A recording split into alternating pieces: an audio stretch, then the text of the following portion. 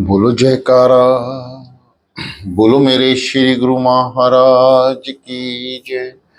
श्री सतगुरुदेव भगवान की जय। श्री नंगली निवासी भगवान की जय।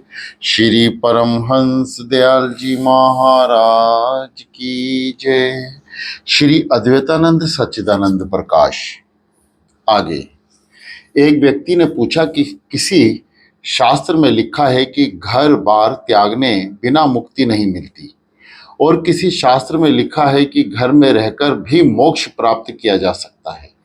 इसमें से कौन सी बात ठीक है?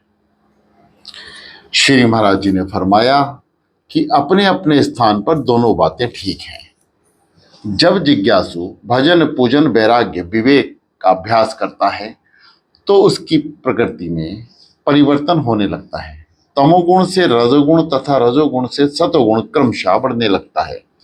ज्यों-ज्यों सतोगुण बढ़ता है, इंद्रियों के विस्तार में सूक्ष्मता आने लगती है। घर वालों, यार दोस्तों और व्यवहारिक मनुष्य जो भजन नहीं करते, उनकी प्रकृति में भेद व्यवहार स्पष्ट ज्ञात हो जाता है। इंद्रियों में सूक्ष्मता होने के कारण जिज्ञासु का इस विरोधाभास में चित्त में दुख होता है और प्राय भजन में बाधा पड़ती है।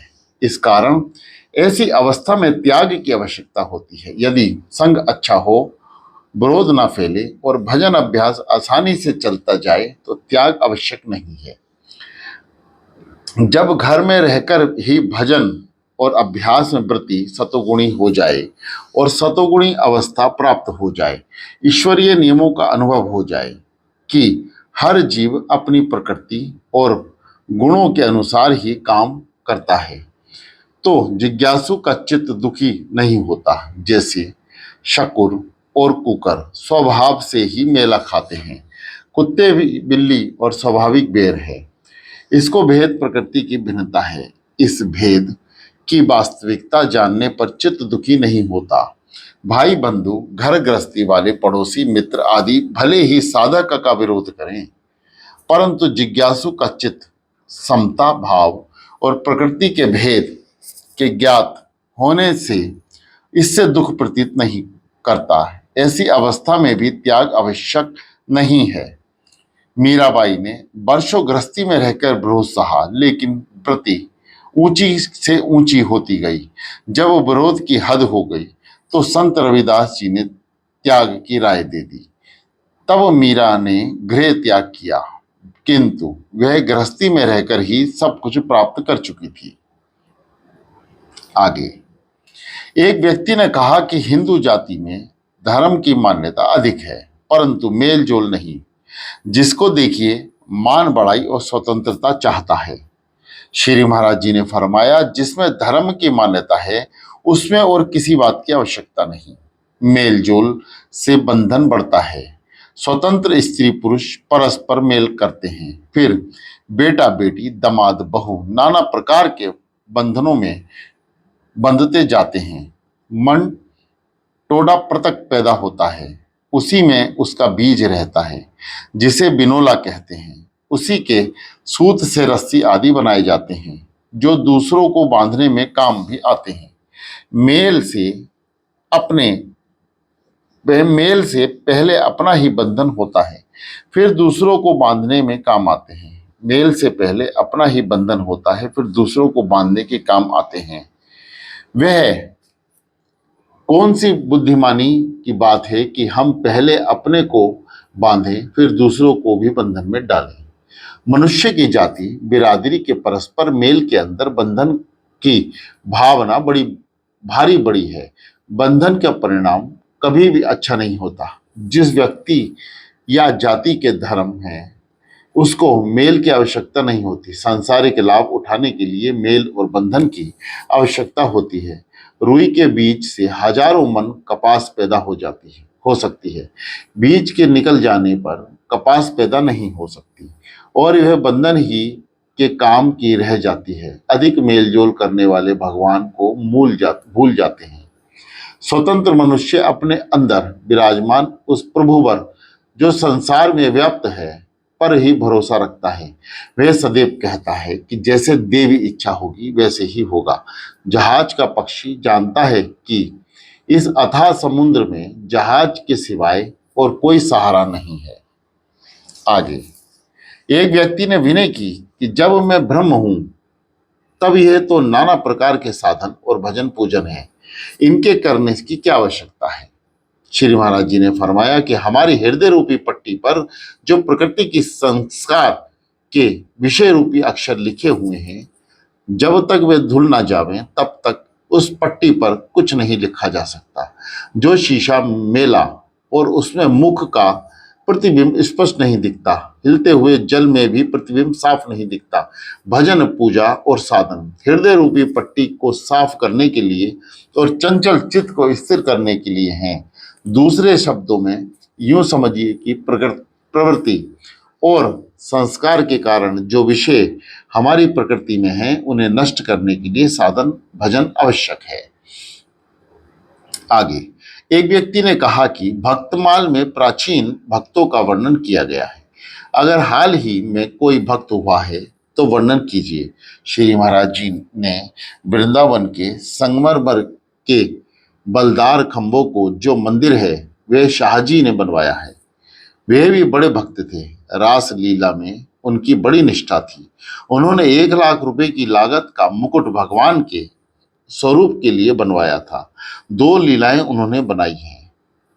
पहला नौका लीला, जिसमें दिन छिपे गोपियां दूध दही बेचकर लौटी, तब नाव बंद हो जाती थी, उनका यमुना पार होना था। श्री कृष्ण छोटी सी नाव लेकर प्रकट हुए और पार लगाने के लिए यह शर्त लगाई कि जो मक्खन आदि बचा हो हमें खिला दो, जो जेवर आदि पहने हो हमारे हवाले कर दो, तब हम एक एक गोपी को पार उतारेंगे। इस पर किसी को हमें खिला दिया, जो जेवर आदि पहने हो हमारे हवाले कर दिया। गोपियों ने इनकार कर दिया। जिनका दृढ़ प्रेम था और श्री कृष्ण पे विश्वास था, जो सब कुछ भगवान को अर्पण कर चुकी थी, उन्होंने शर्त मंजूर कर लिया। ये केवल उनके प्रेम की परीक्षा थी। दूसरी लीला में राधा जी अपने प्रेम और निष्ठा को इस प्रकार प्रकट करती हैं कि मुझे तो एक की चाह है कि आप मेरे सामने बैठे बैठे रहा करें और मैं आपको देखा करूं, आपसे ही बातें किया करूं और आपके ही साथ खाना खाया करूं और घुमा फिर करूं। मोह को तो सुख प्यारो तेरे संग ही रहने से, अर्थात आपसे पृथक मुझे किसी वस्तु में सुख नहीं। ये दोनों लीलाएं प्रेम को दर्शाने वाली हैं। आगे एक व्यक्ति ने विनय की कि मूर्ति और मंदिरों को तोड़ने से आक्रमणकारियों को क्या लाभ हुआ। यह काम साधारण मनुष्य ने नहीं किया, बल्कि बड़ी से बड़ी हस्तियों ने किया। आश्चर्य है कि ऐसे बड़े व्यक्ति को इतना तंग दिल था। श्री महाराज जी ने फरमाया कि जिस काम में बुराई और त्रुटि आ जाती है, उसे दूर करने के लिए प्रभु कुछ ना कुछ कारण अवश्य उत्पन्न करते हैं। यह कार्य ऐसे मनुष्य द्वारा कराया जाता है जिसका भविष्य में पतन होना जरूरी होता है। वास्तव में ना तो इस संसार में मंदिर मिटे और ना ही पूजा ही गई। मिटते भी कैसे? जड़ मूल से तो केवल वह वस्तु मिटती है जो ईश्वरीय इच्छा के विरुद्ध हो। ईश्वरीय इच्छा के विपरीत जो मिटाना चाहता है, उसको खुदा का जड़ मूल से ऐसा नाश हो जाता है कि ना रहे नाम लेवा वे पानी देवा।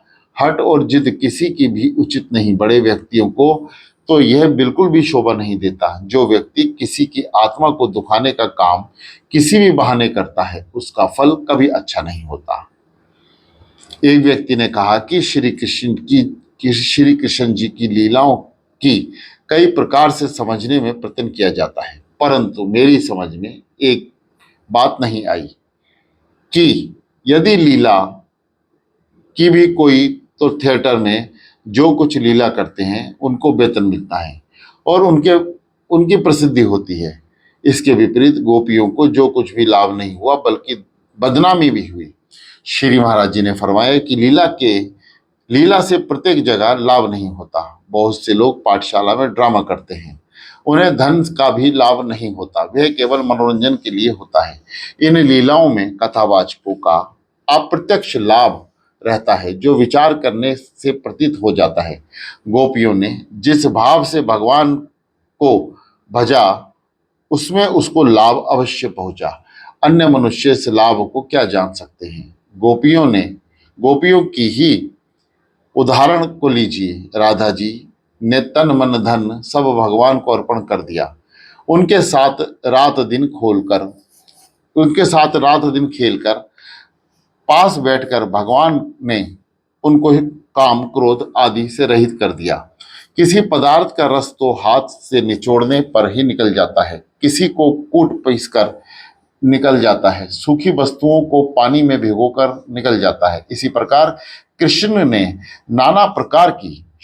ने नाना प्रकार की लीलाओं द्वारा श्री राधा जी के अंग प्रत्यंग को छूकर काम क्रोध रूपी रस को निकाल दिया था। यह पद केवल राधा जी को प्राप्त हुआ है। चंद्रावली सखी को अपने रूप पर बड़ा गर्व था, इसके कारण से वे कंस के पास पहुंच गई। राधा जी को भी वहां बुलाया गया। राधा जी ने भगवान से प्रार्थना की कि मैं वहां नहीं जाना चाहती। भगवान ने कहा कि कंस मान धन यौवन से संपन्न है, फिर वहां क्यों नहीं जाना चाहती। यह परिवर्तन तुम्हारे चित्त में कैसे हो गया। फिर भगवान ने राधा जी को विराट स्वरूप दिखाया। तब उन्हें ज्ञात हुआ कि जो लीलाएं श्री कृष्ण ने उनके द्वारा हमारे काम क्रोध आदि के रस को निचोड़कर हमें व्याधियों से निर्वित कर दिया। ललिता सखी 500 वर्ष में ना मालूम कितने जन्म लेने के बाद इस पद पर पहुंची। राधा जी को ये अनुभव करा दिया कि साथ रहने से ही तुमको काम ही नहीं व्यापता है, इनका सब रस खींच लिया। तब ये श्री कृष्ण की महिमा को समझी। यही काम सदगुरु का भी है। जिज्ञासु और सच्चे साधक को यह निर्णय करते रहना चाहिए कि गुरु के उपदेश से, उनकी संगत से और उनकी सेवा आदि से हमारे काम क्रोध आदि रसों की प्रवृत्ति हो रही है ये नहीं। यदि हो रही है तो उसमें लगे रहना चाहिए, यदि हो चुकी है तो बात ही क्या। आगे, एक दिन धन और धनवानों की बात हो रही थी। किसी ने कहा, धन सब अनर्थों का जड़ है, बस पेट भरने को रोटी और तन ढकने को कपड़ा मिलना चाहिए। धन जोड़ना और बटोरना मूर्खता है, इसमें से बड़े बड़े अनर्थ होते हैं। जब काफी बातचीत हो गई तब श्री महाराज जी से इसका जिक्र किया गया। तब उन्होंने फरमाया कि हम आप लोगों से सहमत नहीं हैं। हमारा तो ये विचार है कि धर्म से धन कमाओ और उसे संचित करने का यत्न भी करो। धनवान ही तो किसी दूसरे की आवश्यकता को पूरी कर सकता है। धर्मात्मा पुरुष ने ही तो धर्मशालाएं, अनाथालय, विविधा आश्रमें, पाठशालाएं बनवाकर जनता की सहायता कर देश और अधोपतन से बचाया है। धनवान ही तीनों आश्रमों यानी ब्रह्मचार्य, वानप्रस्थ, संन्यास का पालन करते हैं और उनके चलने में सहायता देते हैं। वरना ब्रह्मचारी क्या खाकर पड़ेगा और वानप्रस्थ क्या खाकर तप करेगा, और भगवान धन से सहायता ना करेंगे तो।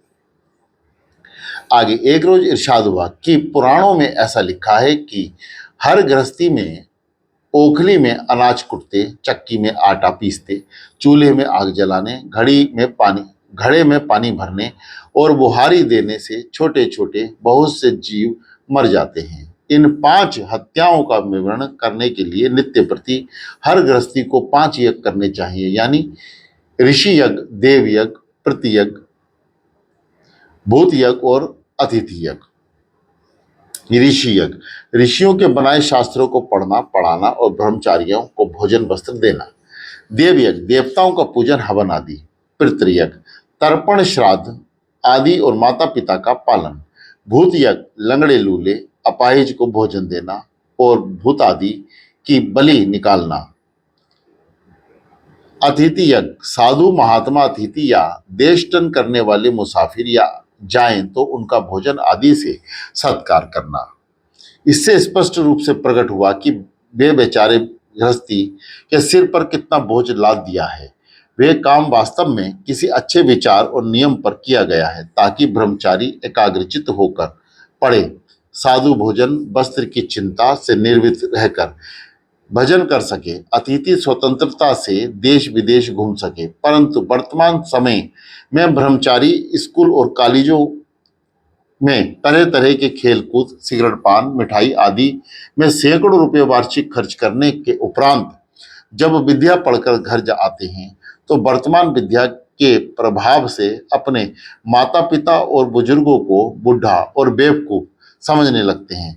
पुराण पुराण शास्त्रों को गोपड़ा कहते हैं। साधु महात्मा भजन पूजन को तितांजलि देकर गौरव वस्त्र धारण करते हैं। अहम ब्रह्मास्मि कहने लगते हैं। अच्छा वस्त्र, अच्छा भोजन खाकर तीर्थ यात्रा और मेला ढेला की शोभा देखकर और कई तरह से जलसों में भाग लेकर समय व्यतीत करते हैं। यदि किसी साधु ने थोड़ी बहुत विद्या प्राप्त कर भी ली तो उसके अभिमान का तो ठिकाना ही नहीं। यदि गृहस्थी बराबर आकर बैठ जाए तो धिक्कार कर उसे उठा दे। इतना ही विचार नहीं आता कि उन्हीं के धन और अन्न से ही हमारा निर्वाह चल रहा है, जो महताई भी मिलती है और जात तात भी मिलती हुई है तो उन्हीं की दी हुई संपदा है। ऐसे लोगों पर धन खर्च किया जाए तो वह इन 5 हत्याओं से दूर करना नहीं है, बल्कि मनुष्य उनको लिखा खिला पिलाकर उनको परवरिश करके उनका ईमान पुष्ट करते हैं। उसका फल यह है कि लड़कों की तरफ से गालियां मिलती हैं, साधुओं की तरफ से धिक्कार के रूप में पाप भोगना पड़ता है। ऐसे ही व्यवहार से प्रतिवादियों का मखौल उड़ाने का मौका दे दिया कि पहले तो पुराणों में गृहस्थियों बेचारे के सिर पर 5 हत्या थोपी, फिर उसे निवारण करने के लिए अच्छे तरीके निकाले जिससे ऐसे कृतघ्नों का पेट भरता है। इसमें यह अच्छा है गृहस्थी भी हाथ पर हाथ धरकर बैठ जाते हैं, फिर ना तो उससे कोई हत्या होती ना पंच यज्ञों की आवश्यकता होती। तब पता चलता है कि ब्रह्मचारियों और साधुओं के आश्रम कैसे चलते हैं। इससे भी बढ़कर विचित्र बात यह है कि रोटी पकाने के लिए सन्यासी को आग छूने की आज्ञा नहीं है, परंतु तंबाकू आदि पीने से आग का सेवन उचित है। अक्सर साधु ये कहा करते हैं कि सबके दाता राम हैं, तो क्या गृहस्थियों के दाता राम नहीं? जहां से साधुओं को पकी पकाई मिल जाएगी, वहीं से गृहस्थियों को भी मिल जाएगी। शास्त्रकारों को क्या पता था कि इस भारत में शिक्षा के ऐसे तरीके चालू हो जाएंगे कि साधु महात्माओं और स्त्रियों को ऐसे स्वतंत्रता मिल जाएगी जिससे सोसाइटी धर्म आदि का प्रबंध बिल्कुल उलट पुलट हो जाएगा। बड़े बड़े महात्माओं के यहाँ भी चूल्हे जलते हैं, पानी भरा जाता है, फिर भी उन्हें हत्या क्यों नहीं लगती? वे पंचयज्ञ क्यों नहीं करते? साधुओं से तो आजकल कोई पूछने वाला ही नहीं है। या उन महापुरुषों का प्रताप है जिनके पुण्य से देश के नाम पर पालन पोषण हुए चला जा रहे हैं। आगे एक व्यक्ति ने कहा कि रासधारी जो कृष्ण लीला करते हैं वह तो बिल्कुल स्वांग होता है, गाना बजाना नाचना इसमें क्या लाभ, बल्कि जनता हंसी उड़ाती है। श्री महाराज जी ने फरमाया कि जिस कदर ड्रामा थिएटर इत्यादि में होते हैं सभी तमाशा होते हैं, परंतु इसमें बड़े बड़े वीरों, बुद्धिमान और साहसी पुरुषों और महात्माओं के चरित्र और हूबहू दिखलाने का प्रयत्न किया जाता है ताकि देखने वालों पर उसकी वास्तविकता का प्रभाव पड़े। और नाच गाना बजाना इसलिए सम्मिलित कर दिया जाता है कि लीला रोचक हो जाए और रजोगुणी जीव शोक से इसमें लगे रहें। रास की पहली लीला पर ही विचार करो जिससे श्री राधा जी खेलने का बहाना करके अपनी 8 सखियों को लेकर कृष्ण भगवान से मिलने चली। थोड़ी दूर चलकर एक सखी ने कहा, राधा अब लौट चलो, मैया नाराज होगी। राधा जी ने कहा कि थोड़ी दूर तो और खेलने चलें। वे सखी तो वहीं रह गई। इसी तरह दूसरी ने भी कहा, राधा जी आगे जाने का आग्रह किया तो वह भी वहीं रुक गई। इस प्रकार कोई सखी संकेत वन में, कोई पीली पोखर पर रुक गई। सबसे आखिरी सखी प्रेम सरोवर तक जाकर रुक गई। इससे आगे केवल राधा जी गई और श्री कृष्ण से भेंट की। इससे ही क्या उत्तम उपदेश है। अष्ट सखी क्या थी? 5 तन्मात्रा, मन, बुद्धि, अहंकार, इसमें से कोई भी आखिरी मंजिल तक नहीं जा सकता। सखी केवल माया ही परम धाम तक पहुंच सकती है और द्रुपद होती है। इन लीलाओं के अंदर जो दूसरे गुप्त और ऊंचे भाव हैं, उनका रहस्य सच्चे और परम भक्ति ही समझ सकते हैं, परंतु साधारण जीवों के लिए भी उचित उपदेश है। शर्त यह है कि जानने वाला दिल से देखने वाले आंख हो। श्री कृष्ण भगवान की केवल 5 ही लीलाओं का वर्णन भागवत में आया है। बाकी सब लीलाएं जो केवल रास में होती हैं। भक्तों के भाव समझने चाहिए। शाहजी, जिसका संगमरमर का मंदिर वृंदावन में है, बड़े भक्त थे। नौका से पहले पहुंच जाना चाहिए। किशोर जवान मल्ला के साथ रात में अकेले नाव पर सवार होकर नहीं जाना चाहिए। जब पराशर जैसे ऋषि को अकेली स्त्री को नाव में देखकर मन चलायमान हो गया, तो साधारण पुरुष का भी क्या ठिकाना। इसी तरह निम्बर्क संप्रदाय के किसी आचार्य ने गोदान हारी लीला बनाई, पर उसमें भी कितना उपदेश भरा है। कुछ लीला ऐसी हैं जिसमें रस को उभारने का भी भाव है। जैसे बुरे वचन से क्रोध जाग उठता है, वैसे ही कथाओं और लीलाओं से रस जाग उठता है। आगे, एक रोज एक व्यक्ति ने विनय किया कि साधन से जल्दी सफलता क्यों नहीं मिलती। श्री महाराज जी ने फरमाया कि जिस प्रकार बिना प्राण की शरीर कितना भी सुंदर हो बेकार होता है, उसी प्रकार व्याकुलता रहित साधन शीघ्र सफल नहीं होता। कर्ता जिसलिए कर्म करता है, उसके बिना रह सकता है। यदि उसके बिना ना रह सके तो सफलता अवश्य हो जाए। दूसरी बात यह है कि साधन करने वाले को साधन करने से पहले ये विचार कर लेना चाहिए कि हम साधन किस लिए करते हैं और क्या चाहते हैं। अपनी चाह का पता लगा लेने से ही साधन में मन शीघ्र लगता है। आगे, एक रोज सत्संग में ये अलिफ बे बाबा बलीराम की पढ़ी गई। अलिफ एक साक्षी सब माही, मंचित बुद्धि अहम कछु नाही। वाही सो यह सकल पसारा, वे सब में है समते न्यारा। अलिफ अलिफ अल्लाह यही है, घट घट बोले वही वही है। सर्व वही है वे कछु नाही, जो तरंग सो सागर माही। बेबतीन सो ही जाहिर है, जोई अब्बल सोई आखिर है। अम्बल अब्बल आखिर जो पहचाने, अज अक्रिय ज्यों को त्यों जाने। व्यवहार जो अंदर पायो, बाहर भीतर एको गायो। एक अनेक भेष धारो है, सभी रूप आप देखो।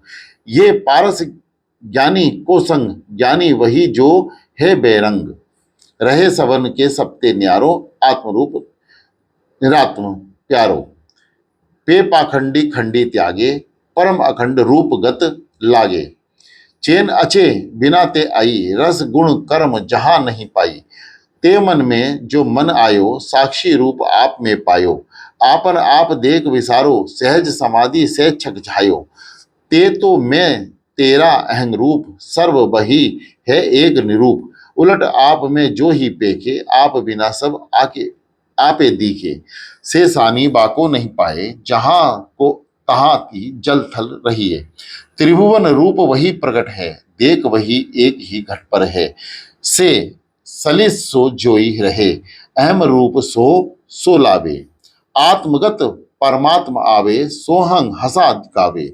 जीव जन्म में तही रहित बखानो, अदित अज आप प्रभु जानो।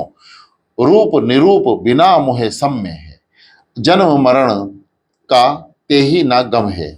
जीव जहल कब जाहिल पेखे, जीवन नग माही ये सब देखे। अहम अहम कुकर ज्यों भूखे, दाना सब नादा सो चूखे। चेतन जो पैतर नाही, दाना बिना सब घट माही। यों दुसत गत जो नर पेखे, दाना बिना हक में देखे। चाहत जिनके कुछ नाही, चाहा अचाहा रहत सुख माही। टोने और जन्म मन सब सयाने, वे निर्मल से मन के साने। हे हाजिर नहीं गायब पायो, हाजिर नाजिर वही बतायो। जाहिर बातिन आप प्रकाशी, निज चैतन्य वह अविनाशी। हे हजत जिनके कछु नाही, द्वंद्व चाहते बच सुख पाही। अहम ख्याल खलक सब खोके, बंदे से रही सबित हे होके। खे खलिक में खलक प्रकट है, खलक कहाँ अलिक घट घट है, घट घट में जो खलिक जाने, खलक रूप खालिक सब माने। खे खाली जो ममते हुआ, निर्मम सो जीवित सो मुआ। सहज सूत्र में आसान कीना, तन मन बाका बाको दीना। दाल दोष ढूंढ नहीं पेहे, सब बिन वह नित आप पे रहे। वह उसमें है सबका माही, दाना बिना दूजा नहीं। दाल दीन अरु दुनिया भले, कंवल कली जब मन फूले।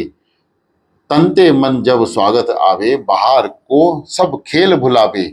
जाल जिक्र और जाकिर एक के हल खेले अनेके। जो जाहिर बातिन हो रहा, बातिन जाहिर रूप लहा। वही जिक्र जाहिर मजकूर, घट घट आपे ही अब भरपूर। जाल जिक्र बिना फिक्र जाने, रूप नाम बिन और ना माने। रे सब रूप निरूप वही है, वही वही यही वही है, वही वही है। वह दो नाही एके जानो, अद्वैत अज जकरिए पहचानो। रे रहमान राम वह एके, एके के गुण नाम अनेके। नाम नाम सब एके जानो, राम रहीम एक कर मानो। जे जाई बिन के कर जोर, वहीं एक पायो सब ठोर। घट घट में जो प्रगट कहिए, जोर त्याग जारी गत रहिए। जो जहीद हूँ मैं मन मातो, सो फूल अहम रस खातो। रूप राम ओझल नहीं पेखो, बातिन बिन जाहिर सब पेखो। जे जिंदा बंदा साहिब का, ऐसा खेल बना बाहिब का। जो इस जिंदे माही निहारे, नित अनित विवेक विचारे। है जिंदा तिन तन बायो, जे जिंदा सो तन मन भायो। तजिए मैं सो रूप प्रगट है, साक्षी रूप वही सब घट है। सीन सभी को एके जानो, दूज ब्रह्म सो चित न जानो। उलट आप में सार विचारो, अनेक कहा एक चित्त धारो। सीन साध बिन धान ना होवे, जो गंगा बिन तन को धोवे। तन धोए नाही आवे सात, जब लो मन में जाए भ्रांत।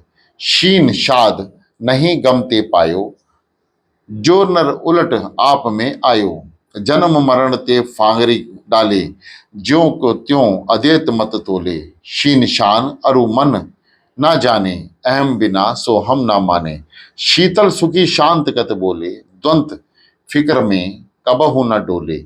स्वाद सीदक बिन हग नहीं मूझे, स्वाद वही सर्व में सूझे। द्वंत चाहा दुविधा सब खोवे, अहम मेल सो हम सब खोवे। स्वाद सबूरी जिनके आई, जलन गई भई शीतलताई। चंचल चपल चाह मत खोई, सहज सुन्न में सुरत समोई। जवाद जवात मूर्ख पावे, भोंक भोंक स्वान जिम मारे। अपनो भेद न आवे आप, जाने नाही पुत्र अरूप आप। जवाद जब्त जिन मन को कीन, रस गुण में नाही जीवन दीन। हमता सागर लेके बोड़ो, चाह चाह संग में छोड़ो। त्यों ताहिर जो खुद में भैया, अंग त्याग सोहंग गत गया। सोहंग हंसा खेल मचाया, बेहद में सब हद को पाया। तो ताहिर अज अक्रिय आयो, उपनिषेध सार भेद को जायो। तमसमासी अवेद गत जानी, भूषण रूप कनक पहचानो। बातिन कहाँ जो जाहिर पायो, जाहिर बातिन एको आयो। जो जाहिर बातिन हो रहा, बातिन जाहिर रूपे लाहो। जाहिर में बातिन सब देखा, अव्वल आखिर एके देखा। ना अजायब खेल बनाया, पिंड माही ब्रह्मांड छिपाया। बूंद बूंद सागर हो रहा, सागर बूंद जात नहीं कहा। एन एन है गेन ना सूझा, वही एन सर्व में भूजा। एन एन आंख छक पाई छाई, आप रहत आपे गत पाई। एन करीबी जिनके आई, सुखी रूप वे ही सुखदाई। द्वंद्व चाहत को संग त्यागो, सो हम अमृत सो मन पागो। ज्ञान और सुगते सो कहिए, सो नुकते में ही आ रहिए। जिनका ये नुक्ता कीना, दूर गेन एन हुआ ममूर। फे फाके जो जीवित भये, खुदी छोड़ खुदा में गए, ऐसे जो गए फकीर ना आए, ओले पानी में समाए। वे फकीर अरु फिक्र कहाँ है, आपे आप निर आप जहाँ है, आपे आप निर आप जो डाउले, फिक्र बिना ज्यों तो त्यों बोले। काफ कहर मत नाही कीजे, दया धर्म में हर जित तीजे। द्वंद त्याग शांत हो रहे, अहम कुभाव आहा सागर नहीं बहे। काफ सिफत कादिर की कहिए, कुदरत रूप जगत सब चाहिए। मुश्त खाक को करता करे, खाक खाक में ले फिर धरे। काफ कुदरत मन को धोवे, हंस जल लेके मन धोवे। सोहंग हंसा मद छक रहो, आपे में सब आपे ले हो। काफ करीम लाइम ना भूजो, अहद रूप गायब हो भूजो। सागर मही बूंद जब लाई, कर्म धर्म रहे सहज कमाई। गाफ बाली उन रहित जो आए, निस्तरे गुण उत्तम गति पाए। सहज जतन मद छक के रहे, आक्रिय आपू प्रभु गत लहे।